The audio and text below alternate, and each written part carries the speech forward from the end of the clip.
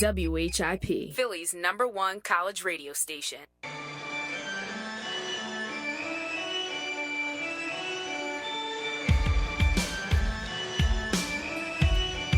We're back here, Philly's #1 college radio station, WHIP. 215-204-9449 is the number if you want to call and hang with us. Temple Owls back in action, 1-1 to start off the season with the win at Penn, and then a loss to open up the home opener against Kent State. They'll travel to Maryland on Thursday to play Towson. Let's go out to Pearson and McGonigal Hall right now. I'm welcoming the starting point guard for your Temple Owls, and that's Will Cummings. Will, it's Zach Gelb and Chase Sr. here for the main event on WHIP. How are you?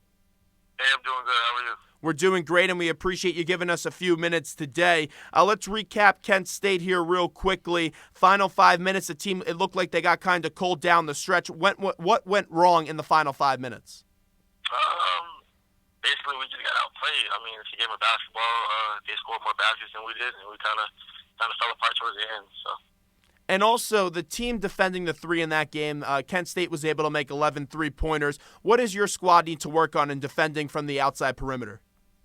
I would say just be more prepared, knowing the opposition and what they like to do. Just making sure we get through screens and close out better on the defenders. Hey, Will, it's Chase Sr. Thanks for joining the show. Last season, obviously, the offense centered around Cleef Wyatt and his offensive capabilities. This year, he's gone, and Fran Dunphy has kind of given you a lot of offensive opportunities. Where is your game from a confidence standpoint right now, knowing that you're the man who can lead this team on the offensive end? My confidence is at an all-time high right now. I said I'm playing with a lot of aggression, so I just want to stay with that mindset throughout the season and stay confident and play aggressive from start to finish. When I talked to you at Cherry and White Night, you said that you had been working on your outside shot throughout all of the offseason, and that hard work has really showed the first 2 games. Is it just a confidence thing, or is it the fact that you're getting a lot of reps that has helped your outside game? I would say it's a combination of both. I mean, when you get reps and you're taking shots throughout the game, that kind of helps you to stay in rhythm and stuff like that. So, and just a confidence piece, just knowing that you worked on it all summer and throughout the year. So, just stepping up and taking shots is a big piece of it. So. Will Cummings joins us on the hotline, Philly's #1 college radio station, WHIP. The Owls will travel to Maryland on Thursday to take on Towson, a team they played last year here at the Leah Coors Center and got the victory. But, Will, your relationship with Josh Brown, we see him get some minutes so far through the first 2 games. What has your relationship been with the young guard? We've been good. We work with each other every day in practice. I teach him the stuff, like what to do and what reads to look at when he's on the court and how to get us into the offense. And so I know we're going to play a lot together sometimes, and he's going to be on the ball right at point, and I'll be off the ball. So we're growing together, just kind of understanding each other, how we play. So just feeding off each other and kind of just learning to play with each other. So that's going to be a work in progress, just knowing how he's young and he has to learn the offense too. So. I would say he's done a great job so far and doing what we need him to do. Last year, Coach Dunphy talked a lot about your relationship with TJ DeLeo and how you guys would be very supportive of each other and push each other in practice and even during the game. Do you kind of see that similar relationship that you're now having with Josh with the relationship you did have with TJ last year? Definitely. TJ was the guy that kind of helped me a lot. Especially when I struggled last year, so he kind of kept my head into practice and into the game. So I appreciate him a lot from last year. So that's kind of what I want to do to make sure Josh stays focused and to make sure he's prepared every day and ready to play each game. So I look forward. I see that a lot in our relationship between both of us. The mood around the team throughout the first 2 games has been pretty upbeat. There's a lot of inexperienced guys on the roster, and the team as a whole hasn't really been able to play that much together. Throughout spots in the first couple of games, you guys have looked really good on the offensive and defensive end of the floor, but there's also been some stretches where you guys have struggled a lot. How long do you think it's going to take for this team to start gelling? Because once that full product is on the floor, you guys have a lot of potential. Yeah, I would say it's just a matter of time. Like we've been working hard together, and at times we do look good, and at times where we kind of get out of sorts and kind of lose our focus on the court. But I would say it's the first 2 games, so we got like 30 games left to go, and it's a long season. So we get out of practice now, so we're working hard, fixing a couple of things, and making sure we're ready for Townsend. Coach has really stressed so far that Quentin DeCozy has to be one of the leading scorers of this team. He's a really good athlete. You see that on a first-hand basis during games and throughout practice. He can shoot from the outside. He can also slash the lane and finish by hanging up in the air amongst the trees. How high of a ceiling does Quentin have? Because you've been around him for the last couple of years, and he's really got a nice offensive skill set.